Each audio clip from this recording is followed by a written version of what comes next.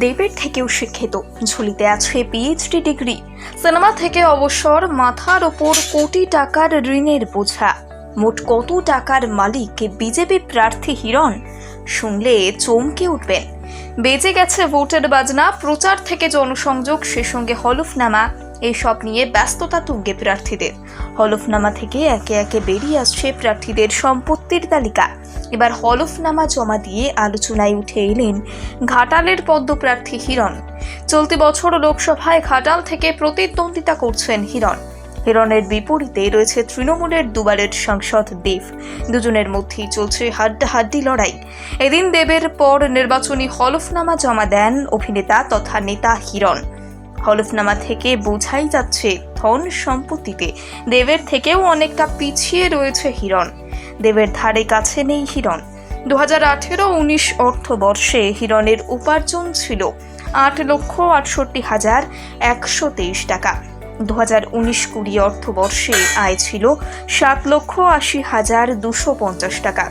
2021-22 অর্থবর্ষে হিরণের ইনকাম ছিল 9,01,910 টাকা।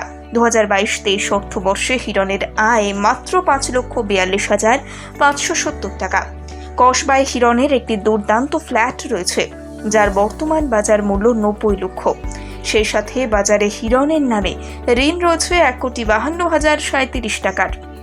সব মিলিয়ে হিরণের যে সম্পত্তি রয়েছে তার থেকে বেশি সম্পত্তি রয়েছে দেবের। তবে শিক্ষাগত দিক থেকে দেবকে ছাপিয়ে গিয়েছেন হিরণ। হিরণ 2021 সালে গ্রামীণ উন্নয়ন নিয়ে পিএইচডি সম্পন্ন করেন। তারই সাথে বর্তমানে আইআইটি খড়গপুর থেকে পোস্ট পিএইচডি রিসার্চ ফেলো করছেন বিজেপি প্রার্থী।